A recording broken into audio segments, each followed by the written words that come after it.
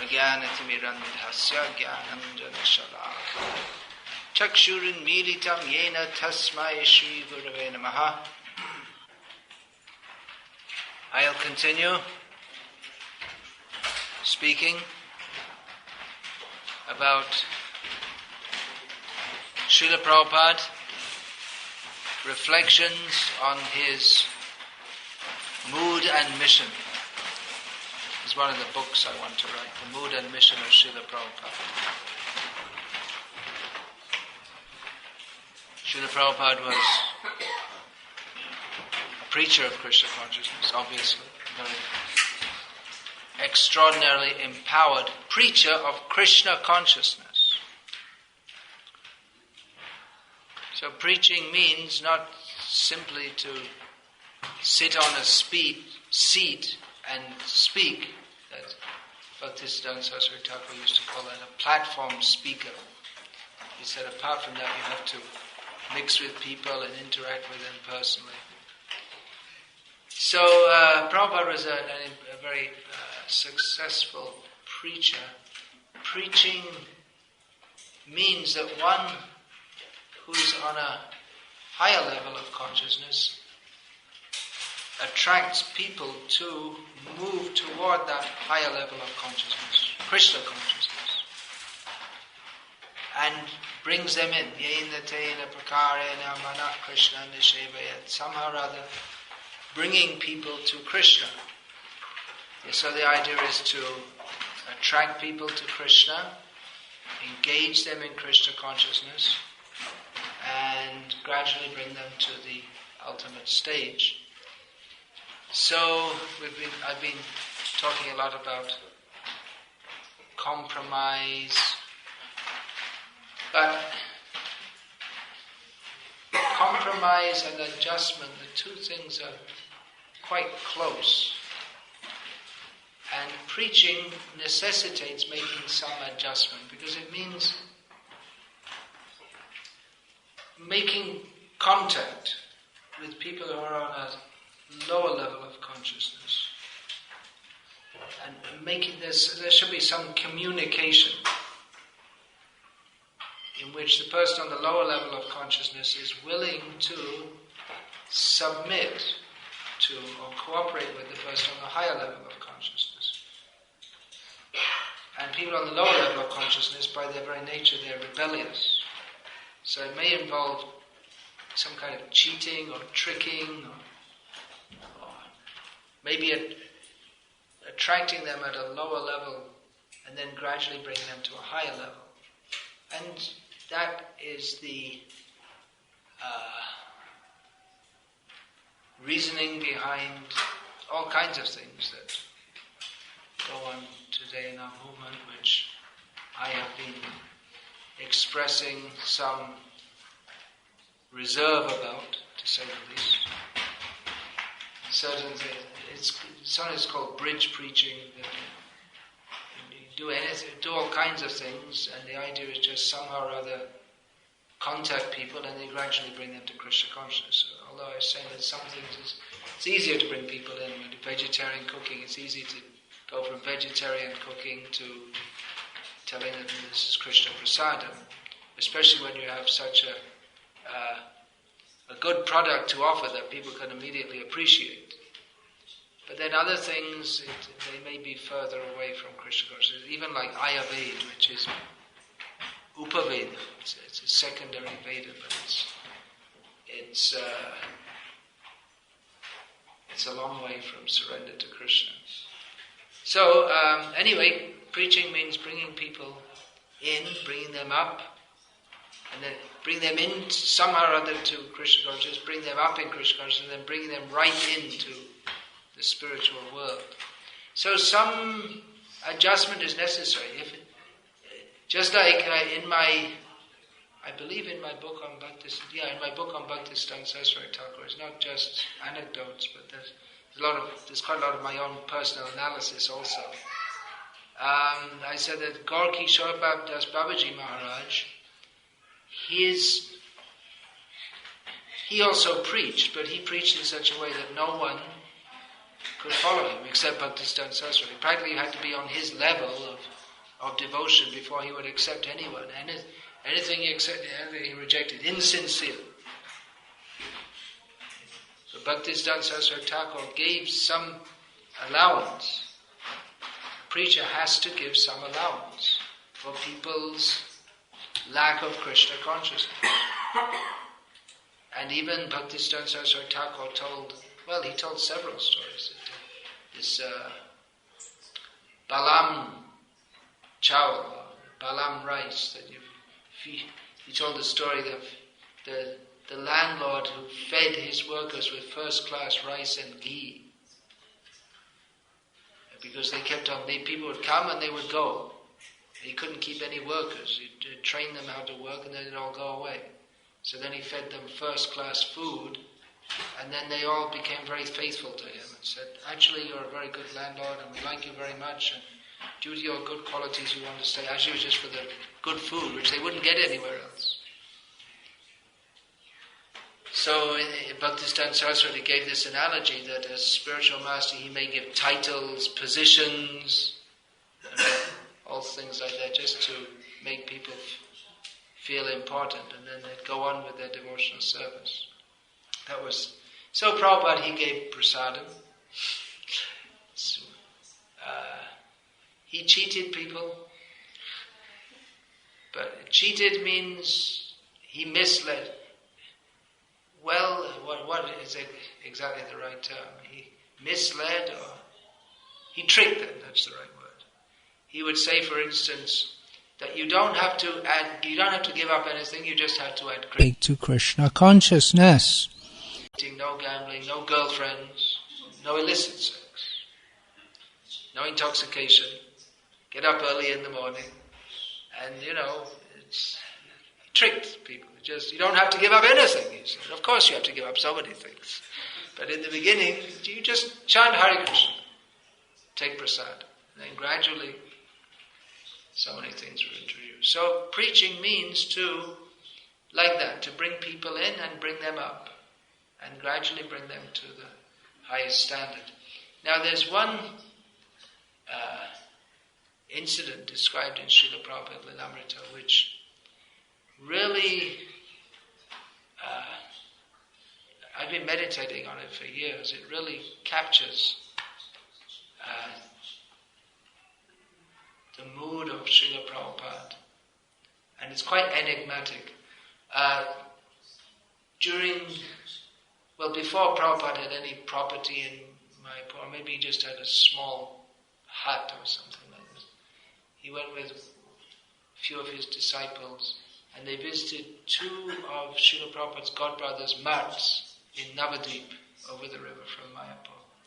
One of them was the Devananda mat, Devananda Gauriya mat, from which that was under Keshav Maharaj, Prabhupada's sannyas guru.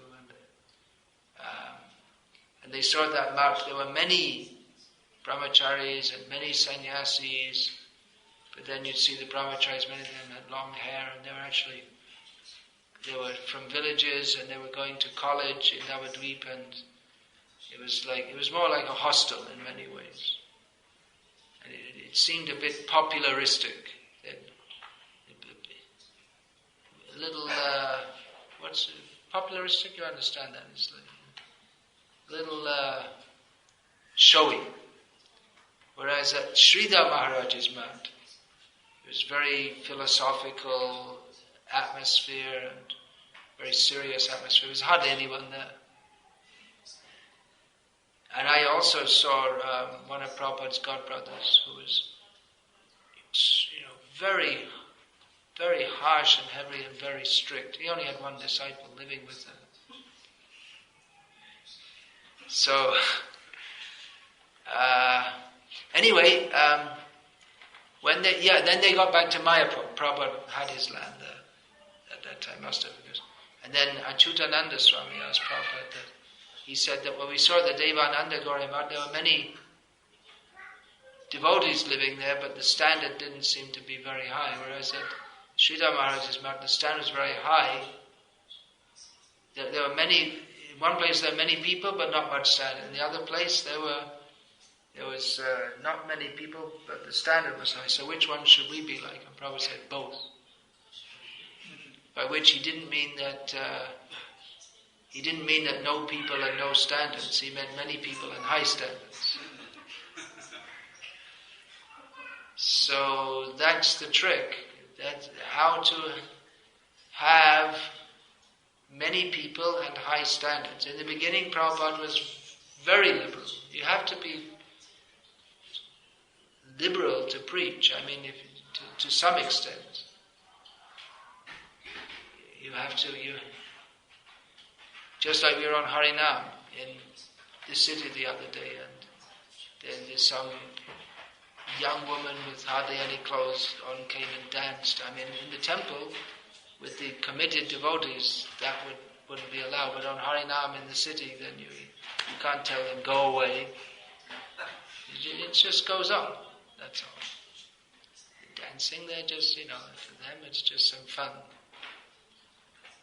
But you're not going to tell her, go put on a sari and then join the ladies. It's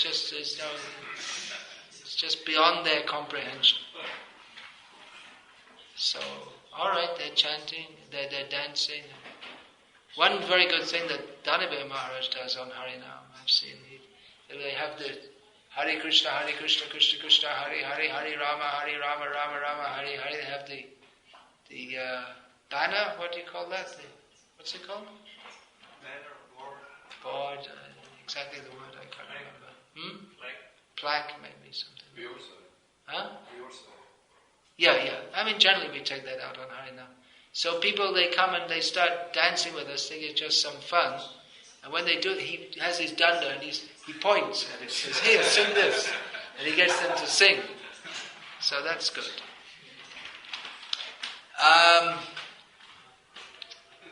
So both things should be there. Both things should be there. The thing is, if we want to be strict, but we don't want to be so strict that we turn people away. For instance, if you insist that everyone has to fast on Ekadashi, Nirjal, and stay up all night, well, how many people are you going to have to come and join? They're just thinking about joining the temple, and then they join, and then after 3 days it's Ekadashi, and you starve them, and you make them stay up all night, and it's not very realistic for preaching. People may not. It'll be difficult to get people to join if you make it very, very strict and very austere. A few people may join. They may be very good, but they may not have captured the essence of Srila Prabhupada's mission, which is to bring many people into Krishna consciousness, because the essence of Krishna consciousness is not fasting or austerities, it's attachment to Krishna, Krishna's name. So, most Vaishnavas in the past did that. But it could be, practically that would be an impediment to our preaching, which is why Prabhupada didn't insist on it. Chanakya Pandit says austerity is for one. In other words, if you want to do it, you do it, but you don't go around and try to force others to do it. Prabhupada, in the beginning he told the devotees to chant 64 rounds. He just couldn't do it. So he made it 32, then he made it 16, no lower than that.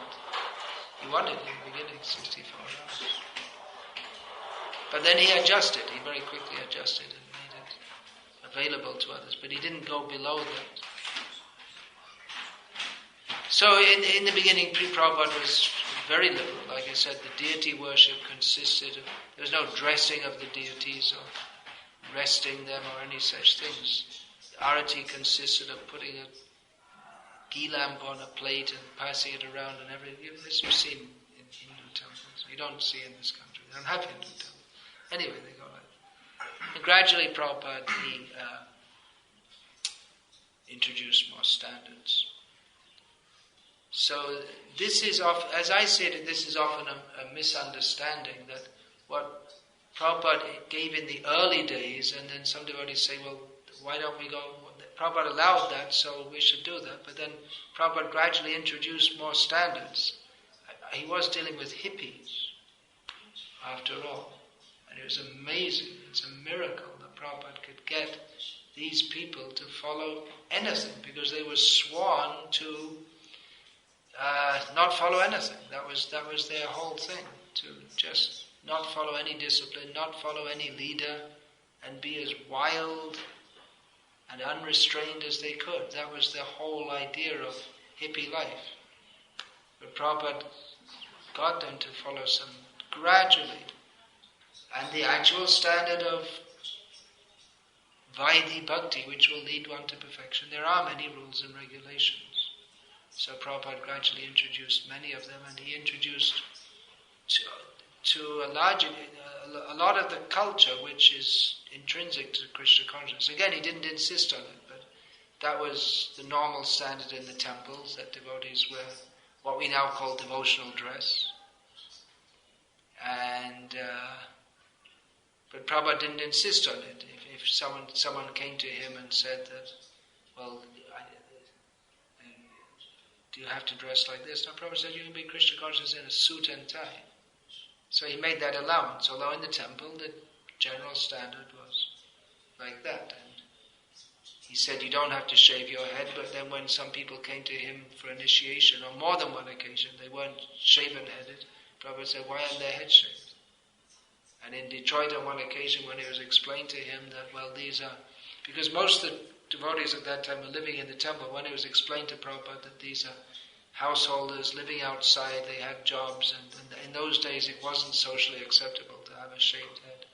So Prabhupada said, okay, all right, and he initiated them without shaved head. So like that, Prabhupada was flexible. He wanted to bring people up to the standard that would help them to come to Krishna consciousness. And what we could call an Indian cultural package was part of it. But he was also flexible. He didn't always insist on people doing things which might be difficult for them. Yeah, so the misunderstanding, as I see it, is that sometimes devotees say that, well, what went on in the early days, that should be the standard forever, just like that example given that the men and the women used to dance together.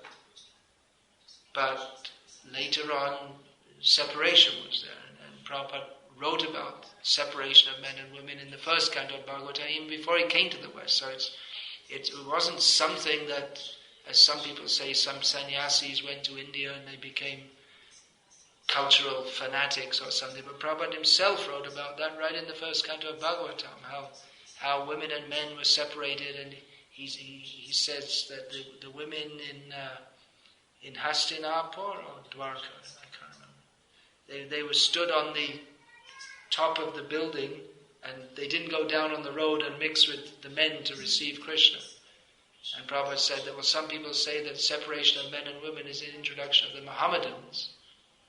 But actually this was going on when Krishna was there, so it's an ancient part of Varnashram.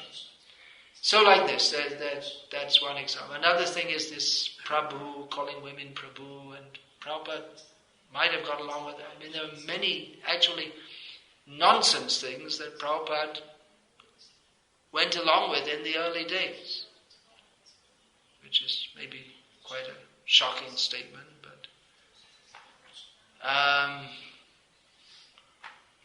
Prabhupada, just like the initiated devotees, they would get up at 7 o'clock in the morning, and gradually Prabhupada introduced Mangalati. And if we should say that, well, okay, well, we'll go back to the early days and no Mangalati, and everyone gets up late. But later on, Prabhupada instructed various cultural norms, for instance, calling women Mataji. But some people insist that this is something which some mean-spirited people have introduced. So some very, what to me seem very strange ideas are coming up. Now, what I was discussing before was not... all right, sorry, I'm jumping here and there. We have in our movement at the present time, there are two visible streams of what may be called traditionalists and conservatives, and those who are very liberal.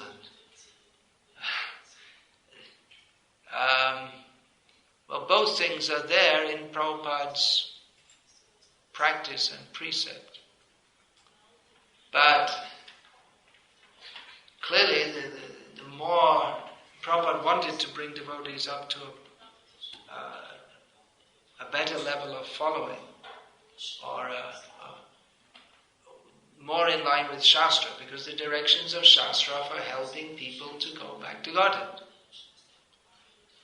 So you can be Krishna conscious you can chant Hare Krishna, and there can be many concessions, but the more we follow the Shastric standard, the rules given by the Acharyas to help us advance in Krishna consciousness, and the more we're likely to advance in Krishna consciousness, which is why Prabhupada wanted to introduce them, but seeing people's reluctance to do so, he sometimes adjusted on certain rules. He even gave initiation to the Chief Justice of Madras, who was drinking tea. And Prabhupada said, all right. He just said, I'd like to take initiation. He had no previous training or association. Prabhupada said, all right, for you we'll make an exception. In Hyderabad, I was told that the Hyderabad farm, the local villages, he just initiated 200 of them. With no contact with Krishna consciousness. So, that might be something that Prabhupada's disciples might not want to imitate. But he was willing to take risks for preaching. But that Prabhupada made certain allowances. This, as I said, is a misunderstanding. That devotees shouldn't think that those allowances are on the same level as the Shastric injunctions. Or that because Prabhupada allowed certain things, that becomes the... Prabhupada allowed certain things in circumstances that we shouldn't think that supplants the Shastric injunctions that Prabhupada also taught, or that it's as good as the higher level which Prabhupada also taught. In other words, we shouldn't take that the allowance is the ultimate standard. And for instance, say that, well, no need of Mangalarti, Prabhupada didn't have it in the beginning, so that was all right. So, okay, no need. Or Prabhupada, he initiates someone to drink tea, so I can drink tea also. We should know that that's there was a godbrother who told me that once. He used to get up very late in the morning, and I said, come on, what are you doing? Every morning you're up late. He said, well, Prabhupada's father, Prabhupada said he got up late every morning. Prabhupada said he's a pure devotee. So, looking for all the little loopholes to avoid what is in our own self-interest. So this is self-deception, or cheating oneself. But then when one tries to make a philosophy out of it, and because no one wants to say, if someone gets up late, that's not good. If they say, I'm getting up late, it's not good, that's better than getting up late and saying, I'm getting up late and it's good. And better than that is to get up early. And chant Hare Krishna, obviously. It's just to get up early in itself doesn't make one Krishna conscious. You can get up early and start taking intoxication. It's better to get up late and chant Hare Krishna. But better than either of those two situations is to get up early and chant Hare Krishna. So, like this, understanding Prabhupada's mission, it's not that difficult to understand actually, but that there should be some concessions, and certain devotees will be more liberal in their outlook and bring people in, and they may be good at bringing people in, but then the real art is to bring many people in and then bring them up. That's the real art. And probably with different kinds of devotees in our movement, if there can be some good understanding, then can bring people in and bring them up also. But we should understand with these concessions that they can be dangerous also. Just like, for instance, many people like rock music. So if we say that, okay, let's have a rock band, devotees rock band, and that will attract many people. It may attract many people. They're not intrinsically attracted to chanting Hare Krishna. So, all right, have a rock band that says chants Hare Krishna. But then one danger is that the devotees who are performing, and even those who are not performing, may become more attracted to the music than the chanting,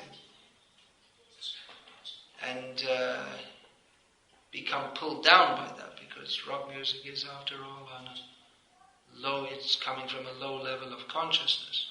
And it may be also that, as Srila Prabhupada himself pointed out, that they may be just attracted by the music, and then when the music stops, then they may not come up to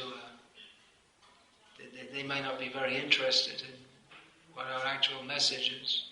So yeah, it's possibly one way to bring people in. If it's not necessary, it may be done. But this, as I was saying the other day, like if you bring in Ayurveda or something like that, you bring in something extraneous, you bring in actually an anartha, because they're on the level of anartha, and then you contact them on the level of their anartha, and you promote their anartha. But then it becomes more difficult to, although you bring many people in, and you can get them to maybe chant Hare Krishna, or at some level take interest in Krishna consciousness, but then it becomes more difficult to remove that anartha than if you had in the beginning not promoted it. So there are problems with the what may be called alternative approaches. So it requires good intelligence to know how to preach. And of course our most important programs of preaching are distribution of Srila Prabhupada's books, Harinam Sankirtan, Prasadam distribution, and festivals. And festivals, again, we have to see how far we go. Just like sometimes devotees think that anything Indian that's like Krishna conscious, and then for instance they have Bollywood dancing, which is really quite sensuous on a pretty low level of consciousness. It may be Indian, but it's not. It's a long way from Krishna consciousness. Not everything in India is Krishna conscious. I mean, Kamsa was an Indian also. So he was Mathura Vasi, for that matter. So it's not that everything in India is Krishna conscious by any means.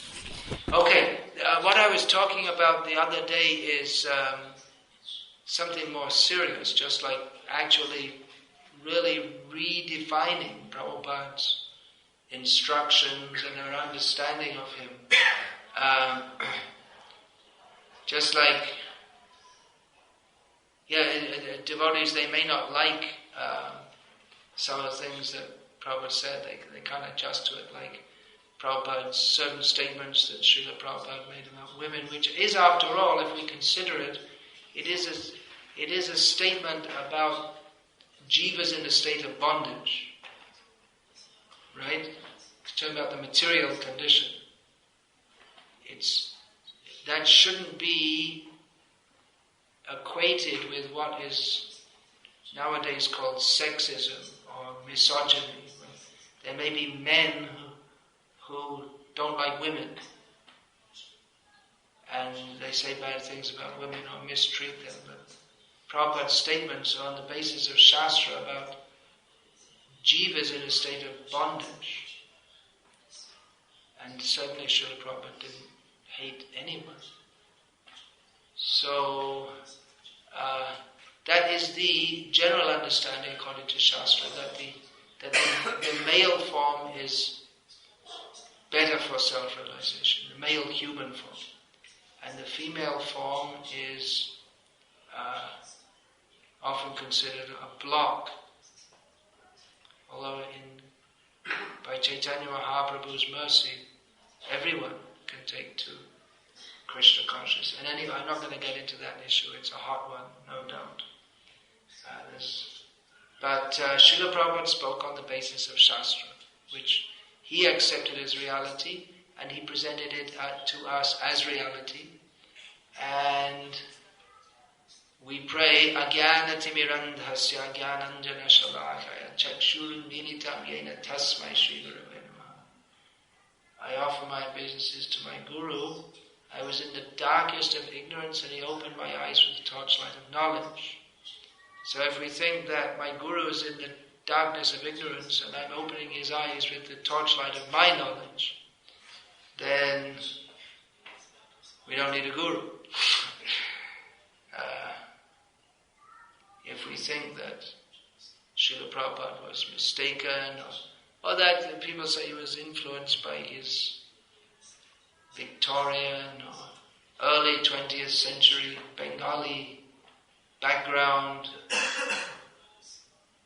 Well, if you say that Prabhupada is under the influence of mundane culture,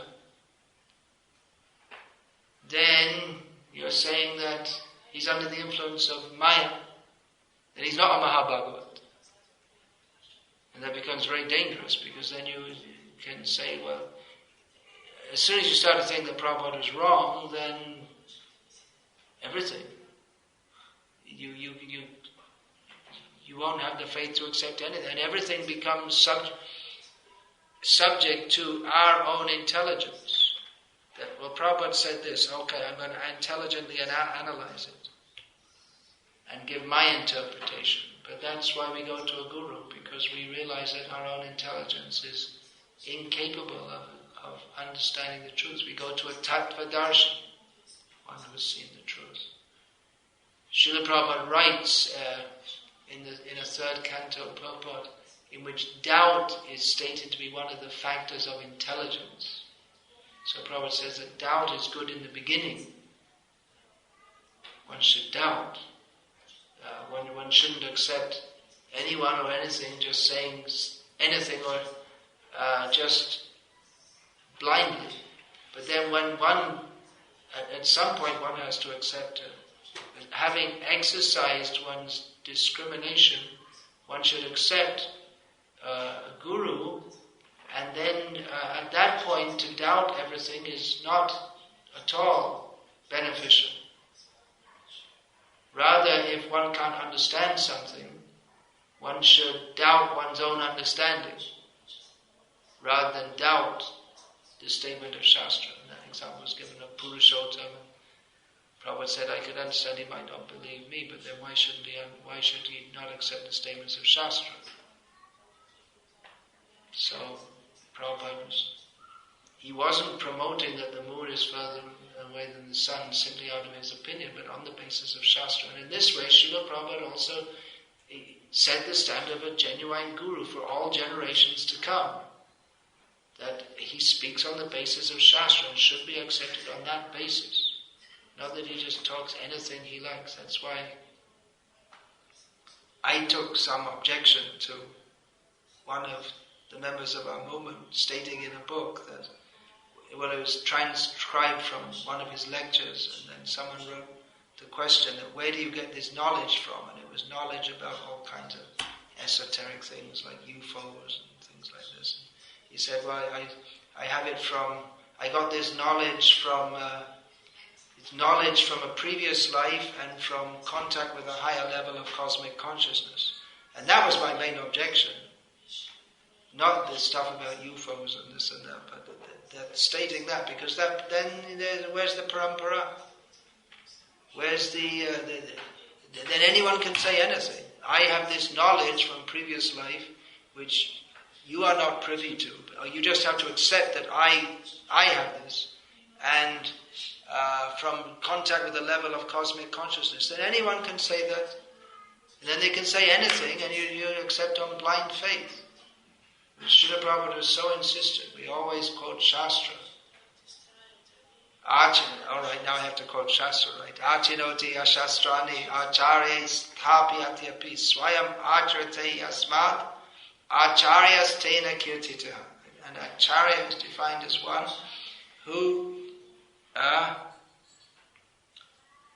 acts according to Shastra, speaks according to Shastra, achinoti ashastrani acharyas and gets others to act according to Shastra also. So,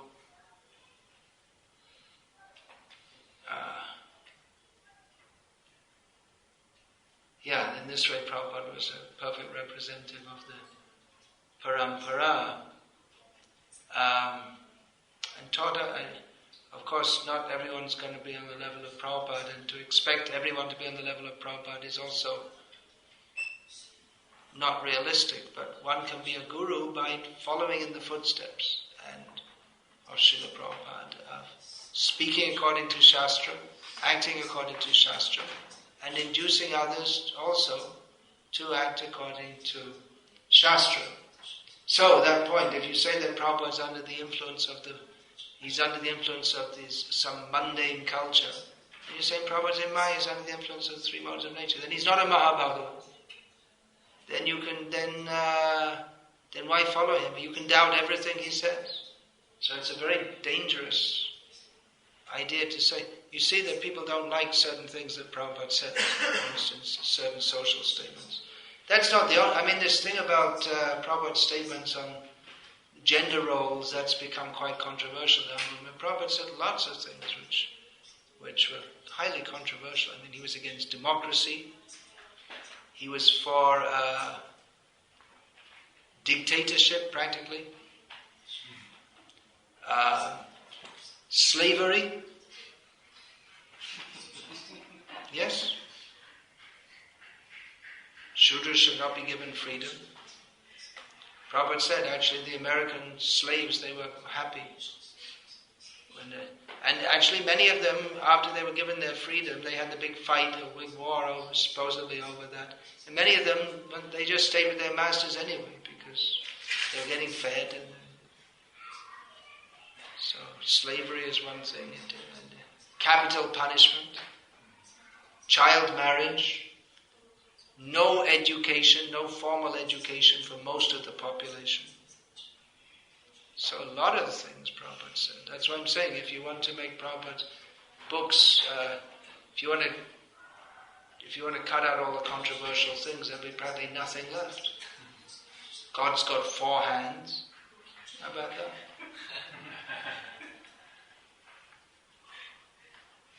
So you could say, well, Prabhupada is a Mahabhagavad, but he's still influenced, but still there was some influence of some mundane culture. But then you're saying that Krishna consciousness, state of pure consciousness, is mixed with Maya. So even someone on the topmost level is still influenced by Maya. So either if we at all have tried to bring in the idea that there's some mundane streak in Prabhupada, because we don't like what he says, then we're in a lot of trouble. We're offensive to Prabhupada, and we're offensive to the whole process of devotional service. We've redefined it. So really, being a disciple is, if we know what Prabhupada says, it's very heavy. And maybe that's one reason why Prabhupada did always use these words, rascal, fool, this. It was a call to either accept, as Prabhupada sometimes said, you take it or leave it. It's up to you. To accept what Prabhupada says, it's very heavy. It means war against Maya. It means practically rejecting everything that we've learned since day one. Not only of this life, but of many lives. We got it all wrong. Especially in modern society, the cultural values are so far away from anything, even slightly resembling human culture. That's why Prabhupada said, if you come as a disciple, you come as a blank slate. He quoted Chaitanya Mahaprabhu, who came before his guru. Guru more murka deki korelo shasha. My guru saw me as a fool, and therefore he chastised me. Chaitanya Mahaprabhu showed that example. Prabhupada would quote that. So, we should be aware of these things. There are various ideas going around in our movement which are sometimes propagated by various senior people even, and even sometimes enshrined in GBC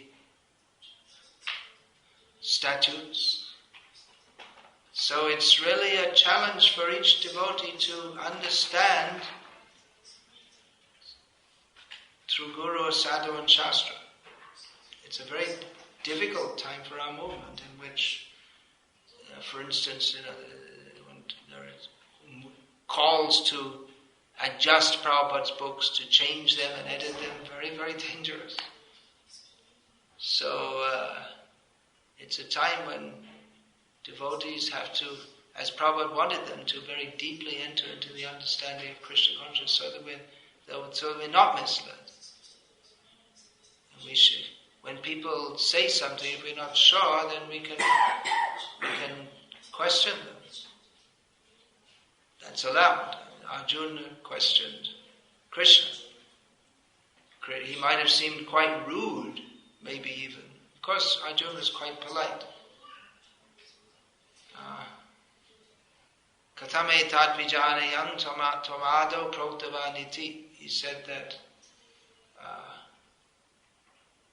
param janma vivasvataha. He said that Vivasvan is much older than you, and you're saying you spoke to him. How can I understand that? He didn't reject it out, and he didn't say, Krishna, what are you talking about? They're just talking nonsense. How is that possible? But he asked, how is it possible? It seems like an impossibility. But then Krishna replied, I already told you, we're all going through so many births. So he's in a previous birth. So in this way, Krishna satisfied Arjuna's inquiry. But Arjuna inquired. He couldn't understand. What are you talking about? I can't understand it. And then Krishna replied. So questioning is not forbidden. And Krishna didn't just tell Arjuna, look, shut up. I'm God. Just do what I say or I'll burn you in hell forever. That's what the Christians say, right? You believe in it or you go to hell forever. But one reason why Srila Prabhupada appealed to the Western mentality is that he presented actual philosophy and he answered questions. Questioning is not disallowed, so if people say something which appears to be not exactly correct, then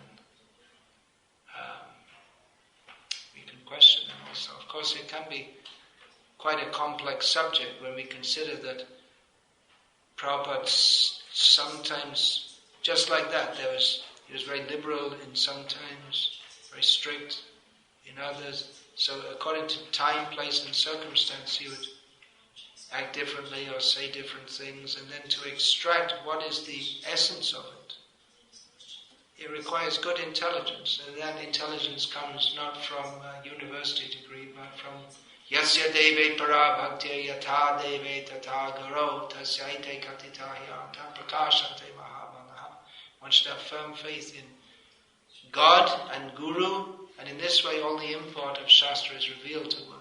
But if one is looking, that's the point, if one is looking for sense gratification, if one is looking for some means of not surrendering to Krishna and enjoying sense gratification while making a show of being Krishna conscious, then we're liable to misinterpret. And that's how all the interpretations of how has meat eating come to Christianity?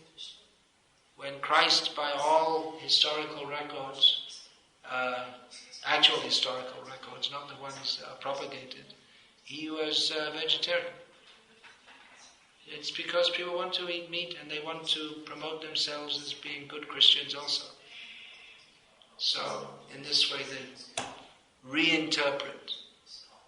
So this is very dangerous. So,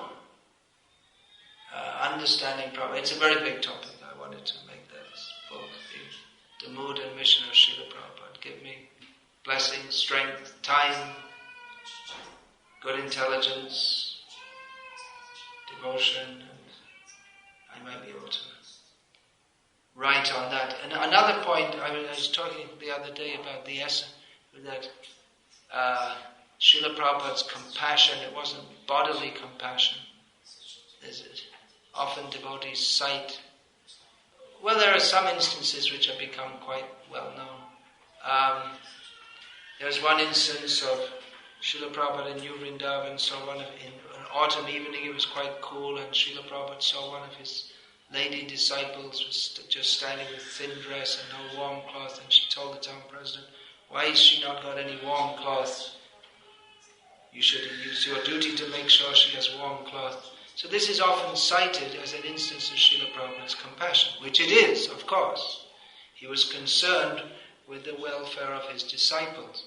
But at the same time, it shouldn't be misunderstood that that was like the ultimate limit of Prabhupada's compassion, is that he wanted to see that people were warm on a cool night. Rather, that small anecdote captured how Prabhupada had full compassion for every living being in the universe. And therefore he wanted to preach Krishna consciousness. But his compassion was not limited to just, okay, be Krishna conscious and, starve to death or freeze to death. And he also wanted to see to their immediate needs. So, yes, that does show Prabhupada's compassion, how broad it was. It wasn't just some kind of otherworldly,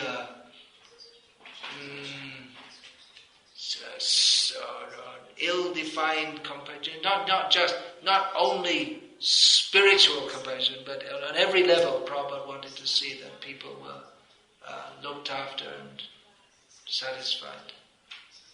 So, but if we hear that, that's Prabhupada's compassion. Oh yeah, so the most important thing is that everyone should be happy on the material platform. No. It shouldn't be misunderstood and misinterpreted. Another factor in our changing perceptions of Srila Prabhupada is that we used to say, I only know Srila Prabhupada, and actually it was a fact, in as much as we didn't have much exposure to different, for instance, Gauriya Math gurus, or Radha Kund Babajis, or Nimbaka Sampradaya gurus, and we didn't have any books except Prabhupada's. Now so many books have been translated. Often the translations are not so good. But anyway, a lot of stuff, there's a lot more material available to us. And devotees are more learned. Naturally, time has gone on. They've read Prabhupada's books more. They've read many other things more. And our knowledge of the broader Vaishnava culture and philosophy and Vedic culture and philosophy, as well as some devotees have ventured into the Western academics and humanities, and so we have a lot more knowledge. So we don't hear devotees say much now that, well, I only know Srila Prabhupada, because we do, in a sense, know much more. And often we find that devotees quote, some devotees, it seems they quote Vishwanath Chakravarti Thakur more than Prabhupada, because his purports are quite extraordinary in many ways, and many of his purports give quite amazing insights into the leelas of Krishna. So it's nice that devotees are enriching their knowledge of the teachings of our acharyas. It's interesting that Srila Prabhupada, he based his Bhagavad Gita as it is on the commentary of Baladev Vidyabhushan, rather than that of Vishwanath Chakravarti Thakur. These are the two major Gauriya commentaries on Bhagavad Gita. Baladev's is much more Vedantic, you can say, or philosophical or traditional. Whereas Vishwanath has a lot of quite unique and extraordinary, just like Mam eva ye prapadyante, Vishwanath says. When Krishna says Mam in this verse, he's pointed to his chest like this. So that's nice to know that, but for mass distribution all over the world, the philosophical implication is Prabhupada chose to give that. Another point is that Prabhupada, to the present generation of devotees, he might seem like a somewhat distant figure. I mean, they never saw him, and they joined ISKCON in a different time, and they see their own gurus, and it may be that to them, their own guru is much more real. They may feel that their own guru is more real or more significant. So that's understandable in some ways. On the other hand, again, we should understand that Srila Prabhupada is not just another guru, he's not just another name in a list. He's, and what can we say? There's so many things we can say. How Srila Prabhupada is very much the embodiment of Nityananda Prabhu's mercy. He was the one who brought Krishna consciousness to the world, and it's by his mercy that this Krishna consciousness movement is going on. Others can come and go, and they do come and go. I mean, we didn't imagine that this movement could go on without Tamal Krishna Maharaj. I mean, to many devotees in America, at one point, I mean, his presence was, even in Prabhupada's presence, his presence was so powerful and dynamic, although Tamal Krishna Maharaj certainly never promoted in any way himself as being any like a substitute, nothing like that to Prabhupada, but practically speaking, the devotees in the Radha Damodar party, they were trained by him, guided by him, and he was, even though they were initiated by Prabhupada, Tamal Krishna Maharaj was very prominent in their spiritual lives. So he was very powerful and very influential, and he's gone in this, he's gone. But the movement goes on. Harikesh Maharaj, we couldn't imagine that anything could go on, and he certainly was a very influential and powerful figure. He's gone away, and he's going, his unfortunate going left a lot of misfortune in its wake, but things are going on. Because of Prabhupada's teachings and Prabhupada's mercy, and also the structure that Prabhupada set up, that's also important, although nowadays there's a lot of disaffection with the GBC and the leadership of ISKCON in general. If we didn't have anything, then it would be like a body without a skeleton. Even if there's cancer in the bone, still as long as the skeleton is there, it holds the thing together. I mean, we do require an institution. As I say, there is increasing disaffection or disappointment. We do need a GBC. We just can't throw that out of the whole ISKCON leadership. So Prabhupada was very concerned to put that into place.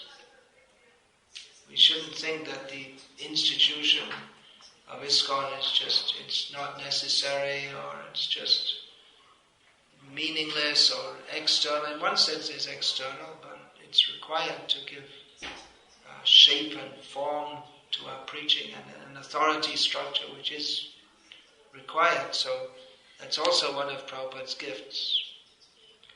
So Prabhupada wasn't just another guru. That's my point. ISKCON today is going on by his mercy, according to his teachings.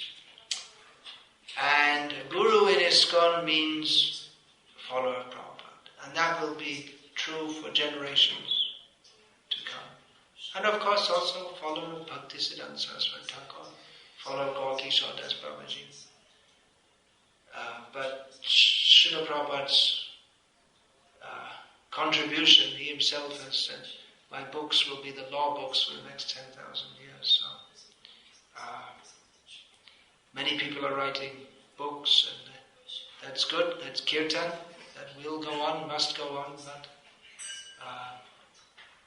it's important to understand and know the mood and mission of Srila Prabhupada. He's not just another guru. And of course there will be changes, because we can't remain frozen in time on 14th of November 1977.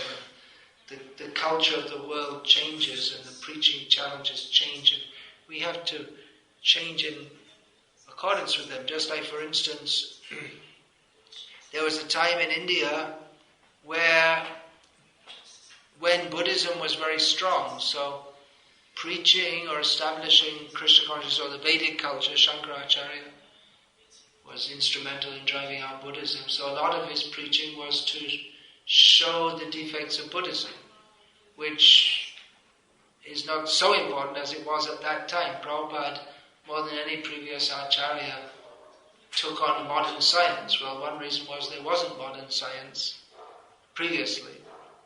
But Prabhupada saw that the disinformation spread in the name of science was a major obstacle to people accepting the truth of Krishna consciousness, and therefore Prabhupada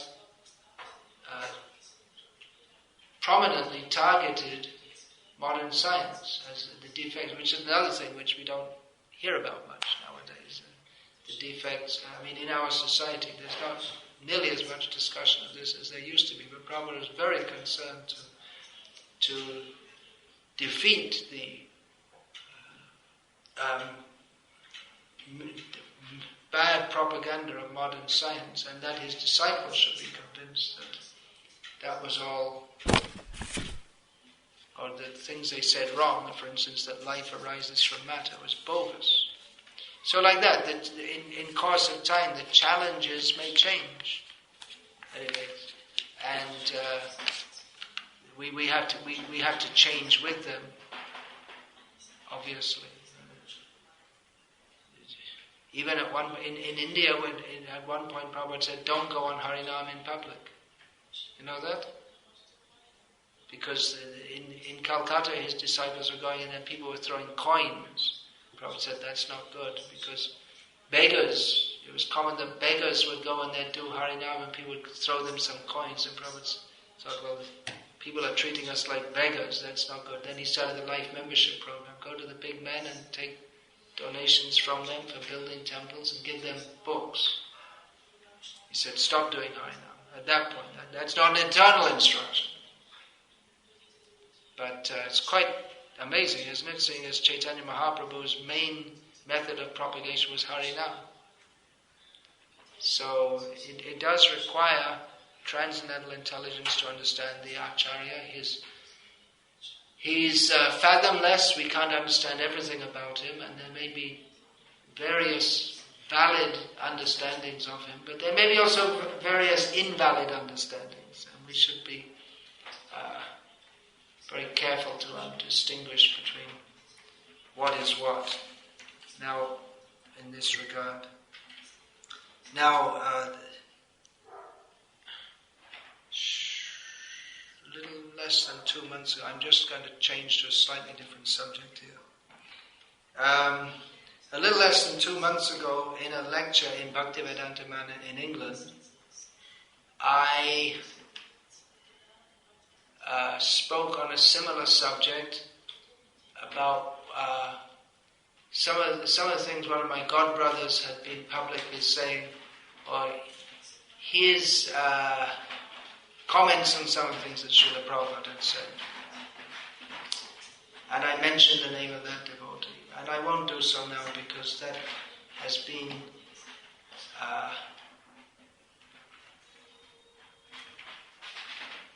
understood as a breach of Vaishnava etiquette.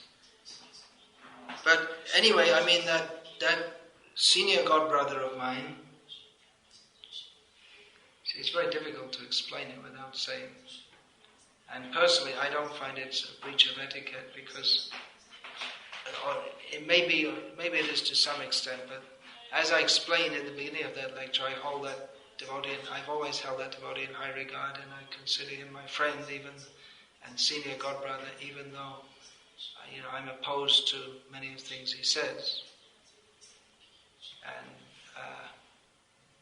anyway, some devotees took, or not exactly took, they said, I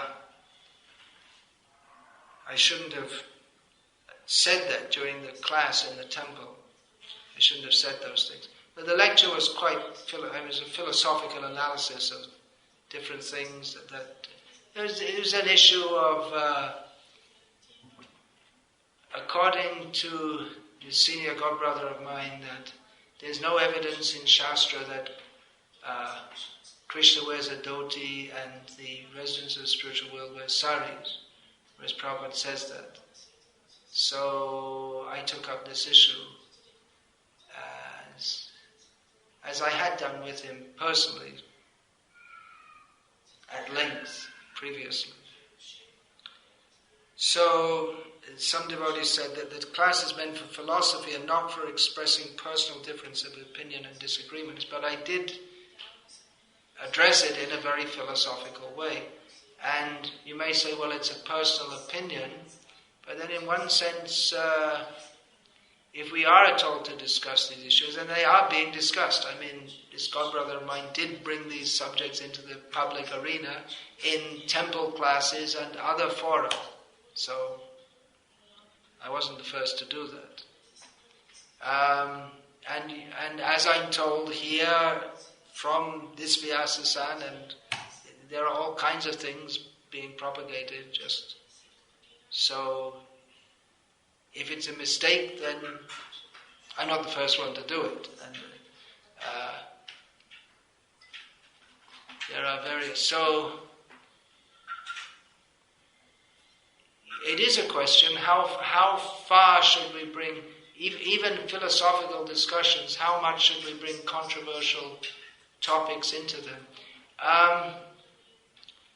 It is a valid point. But these points are there, and they are to be understood philosophically and not just as personal differences. And we should understand philosophically. I'm not going to go into the whole argument on whether or not Krishna wears a dhoti right now. I believe you can, if you're that interested, you can download it from the Bhaktivedanta Mana site. I think it should be there, that lecture. But the point is that this will be there. These various understandings will be there, and they should be addressed philosophically.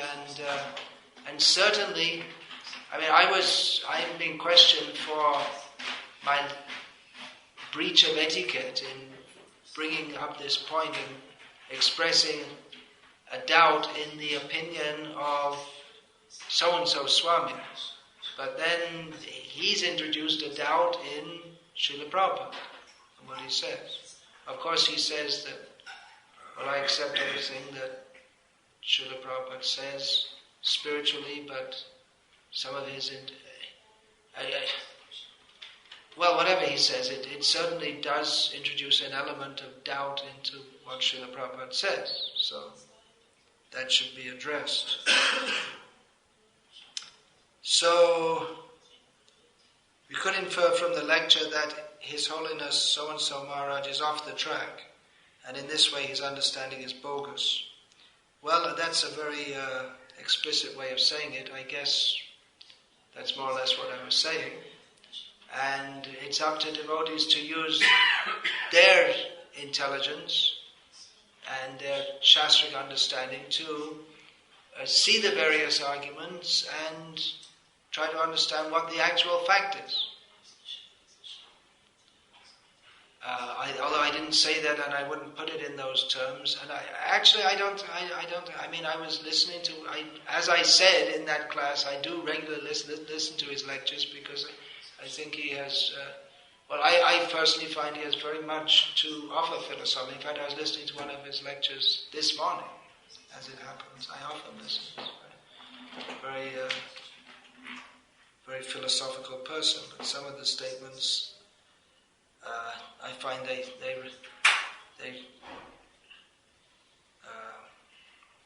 questionable. So, is it a breach of Vaishnava etiquette? Well, maybe it was. Maybe I shouldn't have mentioned his name. Although now, if I did mention his name, it would make it much clearer. Maybe you understood who it is. If I don't mention his name, still people understand who it is. And if I don't mention, then you'll probably ask someone else, and then you'll find out. Maybe it is a breach of Vaishnava etiquette, but then Vaishnava etiquette may not be always the topmost consideration also. That's also. It's sometimes necessary to state unpleasant truths, even about or in opposition to respected seniors. Chaitanya Mahaprabhu always respected Advaita Acharya, but Advaita Acharya didn't like that, because he thought, I want to worship Chaitanya Mahaprabhu, but Chaitanya Mahaprabhu is always respecting me. So Advaita Acharya found out a way to make Chaitanya Mahaprabhu less respectful to him. Advaita Acharya started preaching Mayavad. And then when Chaitanya Mahaprabhu found out about this, he went all the way from Navadvip to Shandipur and beat Advaita Acharya, punched him and like this. So he violated the Vaishnava etiquette of respecting a senior. Quite heavily violated it. He respected the senior until he started preaching against the Siddhanta and preaching something that was liable to totally destroy people's faith in Krishna consciousness. Advaita Acharya did that. It's amazing, isn't it? He so much wanted to get the mercy of Chaitanya Mahaprabhu in a different way. So, there may be various opinions, but when it comes to question of Siddhanta, one has to. That's the point. Siddhanta bolaya chitte na karaha alash iha hoite Krishna lage surira marash. One should not avoid discussions of Siddhanta. Prabhupada translates this. One should not avoid discussions of Siddhanta, considering them controversial. Because by doing so, by discussing them, one's mind becomes more attached to Krishna. So even though the subject may be controversial, we shouldn't avoid it and think that's controversial, I'll avoid it, but rather we should enter into it and understand clearly what is the proper understanding. So Siddhanta is more important than etiquette, at least according to this example that I've given. So it's dangerous, no doubt. We should, if we are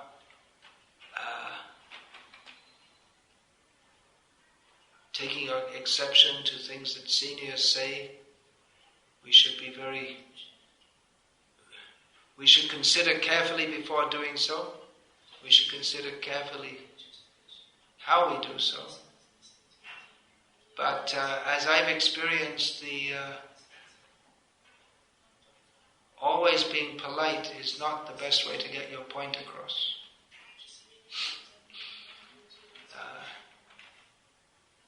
It's a dangerous path, no doubt. It is a risk to take up controversial issues with seniors. On the other hand, it has been seen that seniors have seriously misled others. So that is likely to go on. And rather than, someone should question if there's a doubt in something that a senior said. Just like I gave the example of Harikesh Maharaj. I can say his name because anyway he's out and gone. So he misled people so badly. Unfortunately, he did so much good service, but then at some point he misled people so badly.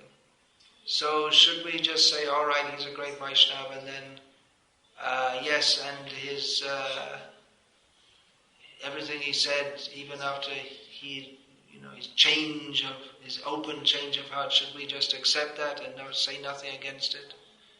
But by doing so, so many people left Krishna consciousness because they just accepted what he said blindly. So someone should say, well, that's the thing. So many disciples of Harikesh Maharaj, after he left, and devotees told, actually we knew there was things going on for such a long time, but we never said anything. Say, why didn't you say anything? But my experience is, if you do say something, as long as that devotee is not totally out of Krishna consciousness, if you do say something, you're labeled as a Vaishnava Aparadi. So it's a very difficult situation. One has to be careful, but somehow I'm somewhat reckless, you could say. I pray to all the Vaishnavas and to Srila Prabhupada to rectify me if I have faults. Sorry, that's a very foolish statement I just made. That in itself is a fault, to rectify all of my faults.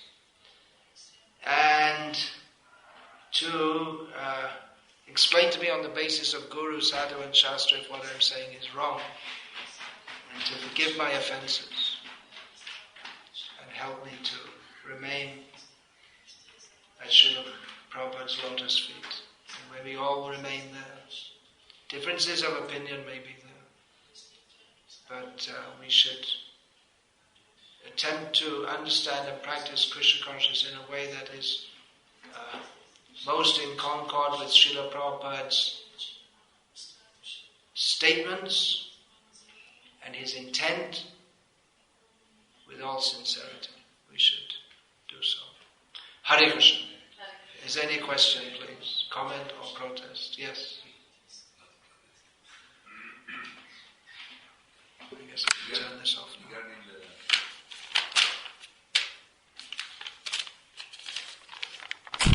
Regarding the where the devotee, Srila Prabhupada said that if we go in Sankirtan not with the devotee, it's not that we are broken some principle, but we are.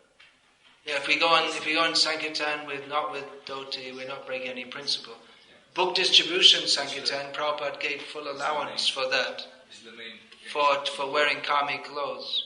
Because it's the main way to propagate Krishna consciousness. For distributing books.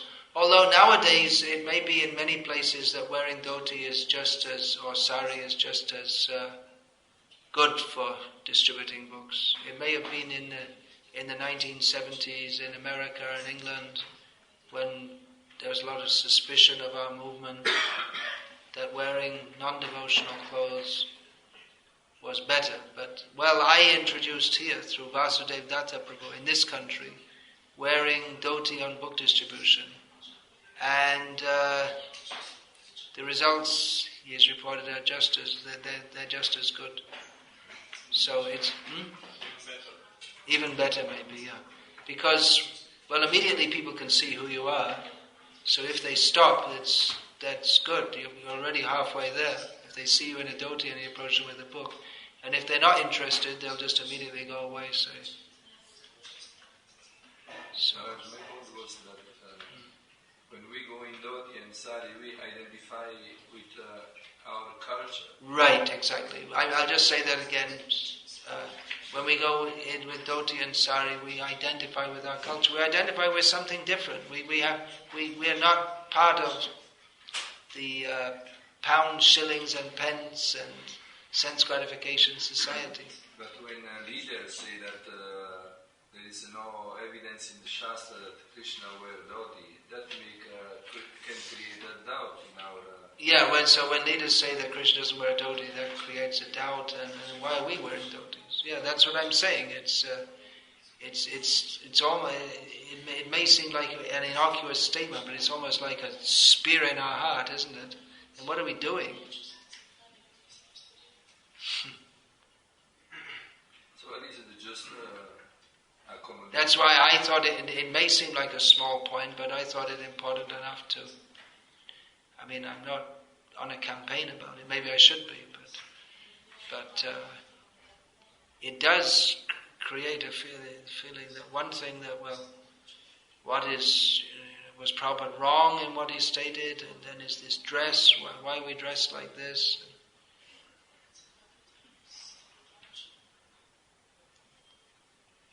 Prabhupada liked to see his disciples dressed like this. He didn't insist on it, but he, of course, I mean, it's a standard dress for the members of the Hare Krishna movement, like this. Yes, so what else did you want to say? Can end up in some confusion at the end, because for many years some devotee presented himself and he identified with his dressing. Now with something like this he can confuse. Yes, it introduces some confusion. So exactly. In which way one will continue to do that, and at the same time try to listen, also try to understand the point of view of his authority. Well, that's what I was saying on that issue. I was presenting that I didn't accept what he said on that point. So I would say, don't accept that. And one who is supposed to accept him because he's his authority. Yeah, well, it puts you in a very... If the authorities start introducing things which... now this is a very interesting discussion. More than interesting, it's a vital discussion. What if authorities introduce things which we can't accept? Now, I was just talking about that, Prabhupada in saying things like the moon is further away than the sun, and we find it very difficult to accept. But we should accept it, and accepting Prabhupada as the Paramahamsa Mahabhagavat who's speaking according to Shastra. Now if we say that someone's saying something else, and I'm someone who's in the position of an Acharya, and we don't want to say accept what he says. Well, again we come to the point of should we just accept him as we accept Prabhupada? But again, Prabhupada, he makes the point that you should accept me because of what I say on the basis of Shastra. Now, interestingly, the devotee who I'm talking about states, he also makes that point, that Prabhupada said you should accept what's in Shastra, and he says that we don't find these words, sari or dhoti, in Shastra. Interesting, huh? We're not dealing with a philosophical light wave here. So like that, you'll often find in Shastra words like vasana or dukul, which simply means cloth or some dress. And Prabhupada would say dhoti or sari. When I discussed with him, I had a long conversation with him about this, almost 2 hours, until my phone card ran out. But my point was that if Prabhupada says Krishna is dressed in a dhoti, premanjana charita bhakti vilojanena santasadaiva hridayesha vilokayanti. If we accept that Prabhupada is seeing Krishna, then you can be pretty sure that Krishna is wearing a dhoti. And it may be, and all the Indian tradition, we always see pictures of Krishna like that. So, it may be that Prabhupada, if you really want to get into some kind of cultural analysis, it may be that Prabhupada is using the term dhoti in a broader generic term than, just like this is not a dhoti. Often devotees say this sannyas dress, they refer to dhoti, or sometimes they say it's a lungi, but it's not a lungi either. Lungi is a Muslim dress. So the broad generic term you can say is bahivas, which means an external dress, something which covers the kopit. So you may say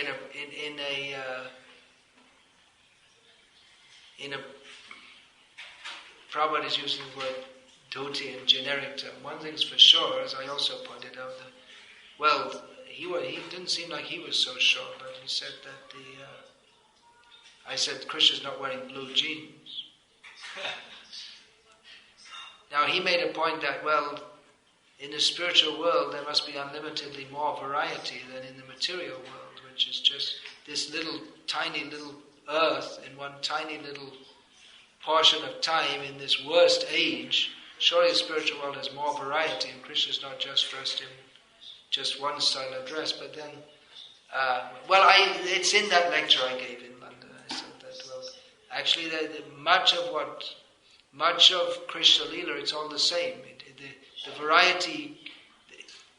He's born to Vasudeva and Devaki. He goes to Vrindavan, and like this. He fights certain demons. Much of it is the same. He has Rasa Leela. It's not that he has Ras Leela. They have disco dance style one night and waltz style another night.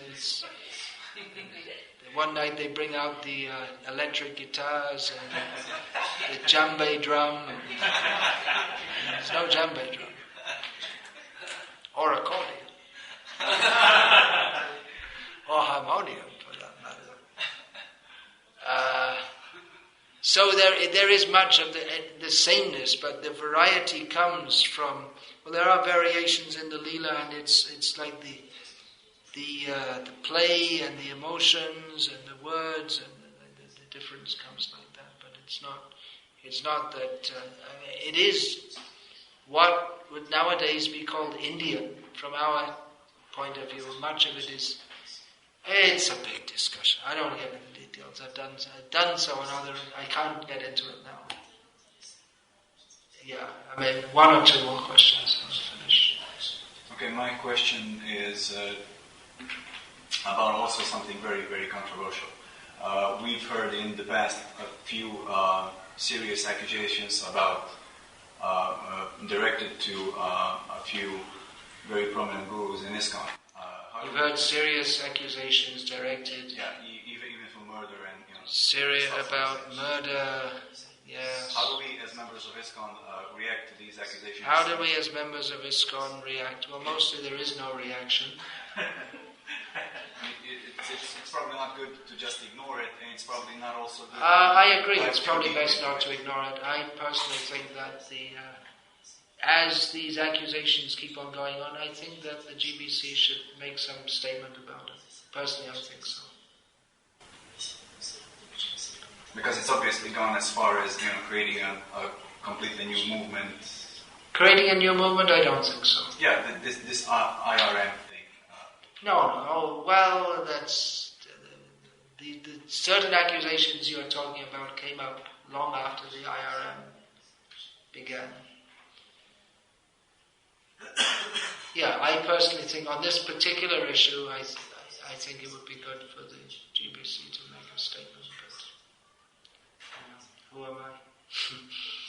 Sitting in front of you, you all think I'm a big important man, but I'm just a small fish in the big pond called ISKCON. Maybe I'm a bit bigger fish than others, but not a very big fish.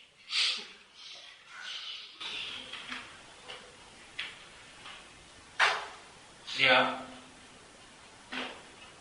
So we could notice in the past of ISKCON that some senior members and gurus announced as a matter did deviate from Srila Prabhupada. We saw in the past that some leaders deviated from Prabhupada. Devotees who had been very much respected and very respected for their adherence to Prabhupada, they later deviated. Yeah, we've seen that. And some, so to say, younger devotees, next generation devotees were noticing this. The next generation devotees noticed this. Yeah, young devotees were noticing this. So it's probable that it will also happen in the future. It will probably also happen in future. Yes, that's one of the main points I've been making in this series of lectures.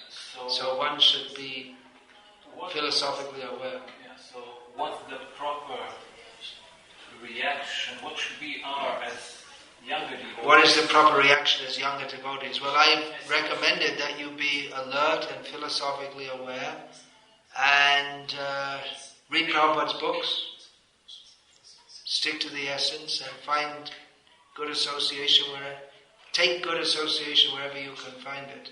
And another thing is also not to be overwhelmed by controversies. That's also another point. There's so many controversies, and if there are 1,000 controversies in ISKCON today, then tomorrow there's going to be 1,001, because someone's always dreaming up something new. And I know, many devotees, they come out with all this, did you hear about this or hear about that? And you can spend your whole life hanging out on the internet and discussing this and that, but at the end of life you have to remember Krishna, which seems to be most of our leaders in ISKCON, they seem to have this approach, just, throw all the controversies in the basket and just chant Hare Krishna, which is one approach. But on the other hand, if they're not addressed, then doubts may fester. So it's probably better that at least some of them which are more prominent are addressed. But another thing is that many people are unreasonable and unphilosophical, so it is difficult to even discuss with them. That's one thing I like about the devotee I was just talking about, is that even though I certainly disagree with him on certain philosophical points, I appreciate that he's philosophical. And actually he's like making some innovations and this and that, but one thing he's been stating for years is this: our movement in America it's pretty much a non-entity, and we have to, like I was saying, preaching means you make some adjustments. So his idea is to make some adjustments to accommodate people and bring them in. I don't agree with the degree of adjustments that he's made, but I sincerely appreciate the spirit behind that. So maybe people think I'm on a trip against him. Maybe I am, but I'm very sincerely, if he walked in the door here, I'd very sincerely embrace him. He's my friend and elder godbrother. Maybe I'll dream about him. Often when I talk about my godbrothers, I had a very nice dream last night about Chaitanya Maharaj. Then I met him and I embraced him, and it was a little painful for him. He was very thin, but then he was telling me, what would he talk about preaching? He said, I went to Gujarat and where you're preaching, and I met the king of this place, and one of your disciples, what's his name? It was just like it was real, So, we want to,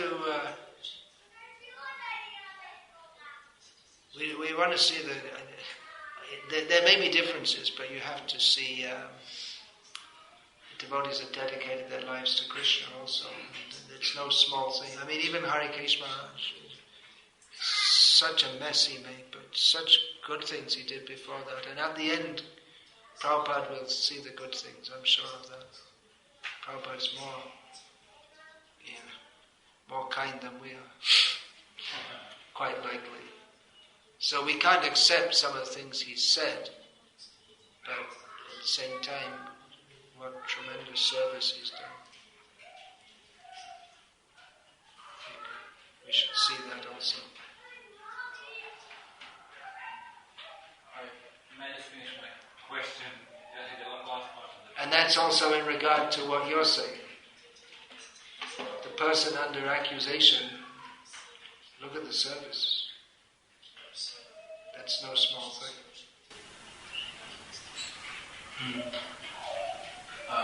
So what would be your advice, especially for the disciples of senior devotees who deviate in the future? Advice of disciples of gurus who deviate in future. Yes, stick to Prabhupada's lotus feet through his disciples. Hare Krishna, Krishna Krishna, Hare Hare, Hare Rama, Rama Rama, Hare Hare. At the end of life, we have to chant Hare Krishna and remember Krishna. So, that's the essence. I've given these talks and they're quite controversial and interesting. But during Janmashtami I was speaking on the qualities of Krishna, and that's really what we have to remember. But so that we can concentrate on this, we also need to technological equipment by which one we should. Our real essence of life is if we can happily chant Hare Krishna and think of Krishna, dream of Krishna. Hare Krishna. Srila Prabhupada ki jai. Thank you for tolerating me seriously, because in some places maybe I will get banned, I don't know. So far I'm not banned from Slovenia. Some places, either directly or indirectly I'm not allowed to come back, because I have a habit of talking of things which, the kind of things you're not really supposed to talk about, but I talk about them anyway. Like I said, there may be some faults in my presentation, but if there are, the devotees may correct me, and